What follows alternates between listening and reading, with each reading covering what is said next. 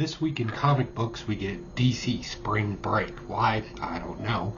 We get Blood Hunt. Some interesting things happen there. We get a great Wolverine and Deadpool story. We also have Incredible Hulk and Whisper Queen. And I'll probably go ahead and throw in an unboxing from Cali Comics. Love that dude. All that, my opinions on him. But first, I'm going to go make me a cup of coffee. If you want to know more about the coffee that I drink and how you can get some, check this out. Hey, what's going on, folks? This is your boy Pocan Joe to talk to you about Coffee Brand Coffee. We serve people that are tired of gimmicky advertising and branded companies that want to lecture you. At Coffee Brand Coffee, all we want to do is serve you freshly roasted coffee wherever you're at, whenever you want it. Consider Coffee Brand Coffee. Check us out, check our reviews out, and use promo code POCANJOE or the link down in the description to save yourself some money. Give me the opportunity to get you a delicious cup of coffee. All right, weirdos, let's jump right into it with DC Spring Breakout.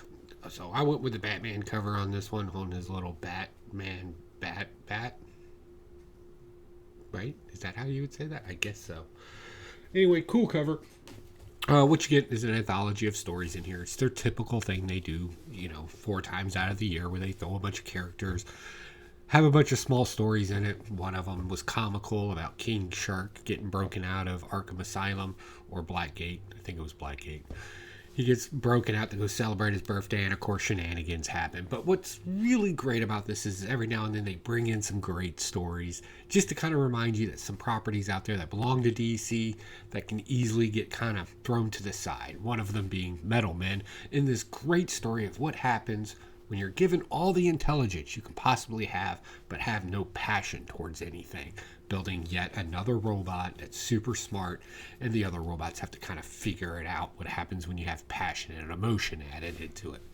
Thought it was great lesson.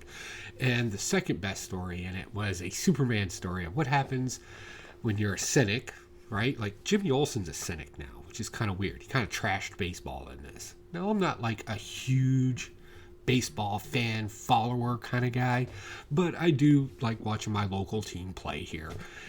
But ultimately, Manchester Black is also a cynic as well, and being a cynic doesn't necessarily give you permission to be a critic. It just gives you permission to be a douchebag, apparently, and that got taken care of. I thought that was great. So all in all, it was okay. Some of the stories was just kind of hit or miss for me, really. It was great stories, though. Next, let's jump into Marvel. That was the only DC book that I got. We'll jump right into Marvel with Blood Hunt. I went with the 1 in 25 cover. Could not find the red band cover. I looked for it, couldn't find it. But super happy I got this. It's very stylized. And this is interesting because we're doing something kind of unique with this story. If you don't know, Blade is now the leader of the vampire cult, or just the vampires overall, and they're attacking Earth as a whole. Like, all of them are attacking, right? Usually they're in clans and kind of weirdness goes on there. We know Dracula has an island full of his own little vampire friends out there. But Blade has taken on the role of leading the vampires and attacking the world, and he's even got an elite group of vampires to tackle just the Avengers, super vampires. But what's ultimately happening here is we're kind of crossing 2 things here that we've talked about on this channel before. We always talk about vampires kind of being the representation of addiction, right? Their bloodlust, or what happens when they don't get it, and how their lives are driven around it, much like people that have addiction issues. And how zombies, right, are always this consumerism type of thing. Way back in the day, it had more to do with the communist, overtake of America and all that other stuff. It was a kind of a weird thing, but in today's more modern take on zombies, it's really about consumerism. In this, we kind of get a mixture of that. Vampires in a horde consuming the world with that bloodlust. It's a little bit more controlled. I think this is unique on the story aspect of it, the kind of in between the lines kind of thing. I'm kind of wondering where they're going to ultimately take it. Are we developing a new hybrid sense of vampires? I don't know. I think it would be kind of cool to find out. I do love the fact that we can make this a global event and everybody tackle it. However, I will say all the tie-ins that are going to be associated with it probably won't be that important. One tie-in I would honestly recommend people to get out there would be the Strange Academy one, and I have a reason for that, and I'll explain it in a minute. But yeah, all in all, I think this is good. All the Dark Force users are becoming portals so the vampires can attack. It's just solid reading. It's classic comic book fun. Next, Deadpool, World War III, and Wolverine. So this is interesting. I'm not really sure where they're going. We know why this is written, right? We know why it's written. We got the movie coming out. We need to do some hype. So we need to keep that Deadpool Wolverine thing kind of top of mind. So the conversation keeps going. More people go see the movie. Kudos in the marketing plan. It's brilliant. This is kind of a throwaway story, though. I'm not really hung on it. But it is interesting to take Wolverine and what happens when you do a Wade Wilson 3, which is actually what the WW3 stands for. I didn't know. I thought it was World War. It's not. It's Wade Wilson 3. I just caught that. That just happened live, and I'm not editing it. We're just going to keep rolling with it. So with now that on top of mind, we do get a new character in here, Wade Wilson 3. And he's got those horrible sword things that come out like Wolverine's claws, much like the movie back in the day that we all absolutely hate. Dumb. Anyway, I had a flashback of watching that and going. But in this, we're kind of bringing that character into this kind of space, if you will. The witty banter, of course, happens. One's aggressive, one's comical. Blood, guts galore. And some interesting villains in it. All in all, it's pretty much just a throwaway story, though, for the most part. But I know people out there love that first appearance stuff. I'm waiting to hear if there's any speculation about this character being in the movie. And I hope it doesn't happen. Please. Next, we're going to talk about Incredible Hulk. And this is number 12. So we're on the... It's weird. Incredible Hulk's been weird. Because you kind of start going down this main story path, and then you kind of go off on these little side quests, right? Like the one we just came off of, dealing with a particular angel who wanted to mother children and captures them and stores them in porcelain dolls. And this one, Hulk grabs the porcelain doll, beats the angel up, takes off, and of course he's already in Louisiana. Now here's something I did not expect. He goes to the Strange Academy looking for Doctor Strange. The kids are there. Doctor Strange is not there because he's dealing with everything over here in the Blood Hunt series. And, of course, Dr. Voodoo is there, and he's just as capable of helping the Hulk, but in probably the most worst way possible by entrapping him into a world where a character by the name of Flesh Weaver lives. Keeping on that horrific horror vibe. They're doing a great job of showing this kind of monstrosity transformation that constantly happens with Hulk in this, instead of just he gets bigger and turns green, like actually body parts disassembling and reassembling. Wow, it's like my back cracks every time I see it. The reason why he does this, of course, is so he can bring the Flesh Weaver back out to get the little girl out of the porcelain doll. And the tie-in with Strange Academy here is kind of cool, and the reason why I said earlier that the only tie-in I would probably get with Strange Academy, other than being a fan of Strange Academy, is we've been kind of doing this with Strange Academy lately, where we're kind of keeping them relevant after their main storyline, and like we constantly catch glimpses of them. And usually, when comic books do this, that means that there's going to be another volume of a comic book coming out with some great stuff in it. So we got to keep you, again, top of mind, keep you talking about it and things like that. So I'd be interested in the Blood Hunt if they kind of introduce a new scenario that kicks off the next volume of Strange Academy. That would make sense to me. I hope we're not just kind of keeping them afloat until something weird happens. I hope that's not the case. Who knows? All right. Let's talk about Whisper Queen number 1. Unfortunately, we don't have any picks of the week this week, because everything was kind of... And this is definitely... I don't know what Chip Zdarsky was thinking of writing this. I feel like this was something he just kind of had stashed away. It was like a rough idea and just kind of threw it in to kind of write a quest story, because it's a quest story. But we're doing that thing where we kind of reverse the roles of people in it. So we have women on a quest. One was a deadly assassin that was in prison for a while, killed the king for some weird reason. It still doesn't really make sense in the comic book. We meet up with some friends to go find her daughter, who is also an assassin now, to go stop her from killing somebody. Again, why is not really explained. Like, there's some vagueness to it, but there's no depth.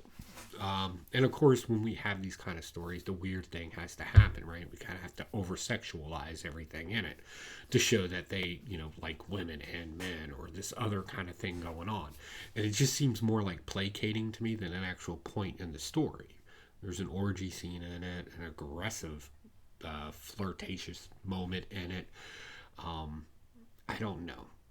It just seems like a shortcut to me, and I really just don't see this really resonating in any way other than just say, here's something different, I guess. So yeah, it was a short comic book haul this week, so to kind of beef this video up and I can still be monetized by it, let's talk about an unboxing that I got. So I got a package from Cali Comics. I think that's it. Yeah, that's it. That's all I got. Sorry. Love that dude. Solid dude. Solid dude. And of course another favor from him, which I'm happy to do. First off, let me share this with you. He kind of said this to me. I believe the translation is rubbish, waste, trash bandits. I get it. Great. That is great. So that will go on the welding helmet, no doubt. But some of the books that he gave me were just ultimately just so cool. First off, we got Iron Man 304 and 305. If you don't know, this is the kind of introduction to the Hulkbuster armor. You may remember that from the movie, where Bruce Wayne was rocking out his little Iron Man Hulkbuster outfit. And, of course, Tony Stark as well. Next, classic cover. Doctor Strange meets the Juggernaut. And this is issue... Doctor Strange issue number 182. I don't know why I do this. I wear glasses for a reason. Yes, 182. All right, next. Iconic cover. We need to do fireworks. Fireworks. All right, we got Tales to Astonish number 100. Nice little 12-cent copy there. I love that cover. I love that. Almost kind of reminds me of, well, if there wasn't so many buildings, it would be Nag's Head, but I'm pretty sure it's like Manhattan or one of the fingers in New York. Cool stuff. The man obviously knows me, and he got me Huckleberry Hound. I believe this is issue 9. Love that Hanna-Barbera, Dell, older copy stuff. That is great. And let's see here. He got me Frontline, the Marvel Comics event for Civil War number 10. This is the first appearance of Pins, but he just didn't give me one. He got me 2. What would I ever do with 2 copies of a comic book? So yeah, a couple other things that I peeked up recently. I showed them on one channel, but I did get the one per store. Something is Killing the Children variant. Love that cover. Look at that artwork. This is great. I picked up Turtles number 150 foil cover. All right. But probably the Ultimate Spider-Man number 4. This is the 1 in 25 variant. And honestly, that kind of 3D effect to it. These artists are killing it now. Will I keep these? I don't know. I got them on pretty good sales. And I'll probably read Something That's Killing the Kids and Turtles. I'm not really onto the Ultimate Spider-Man thing, really. So, yeah, that's it. This is a short one, guys. So, don't forget, over at the Evil Air Projects and Builds, we made money. well, not technically, we did. We grew silver. We grew silver over there. That was really kind of cool. And it's still going. Like, I'm still making my own silver. Also, the comic book ring video, you'll notice the views are really down on that. Apparently, I got a message from YouTube saying that they weren't pushing it. It came back as shocking content. I don't know why. I went back and forth a few times with them about it. Can you tell me where it's at? I'm happy to edit it. And no, you're just supposed to figure that out on your own as a content creator, because they're not going to tell you. And I, for the life of me, can't tell what the shocking content is in it. That's dumb. So, yeah. So, if you didn't check out Evil Air Projects and Builds, and you didn't know that I made a comic book ring where I took comic book pages and made rubies out of them for our good friend Beckerman over there from Cali Comics, that happened over there. So, definitely, if you haven't seen it yet, go on over and check it out. They didn't take the video down. They just didn't send it out. It's weird. It's so weird. I don't know. It is what it is. All right, guys. I got to get out of here. I got things to do. Got to cut the grass. It's that time of the year again. So I'll talk to y'all later. Bye.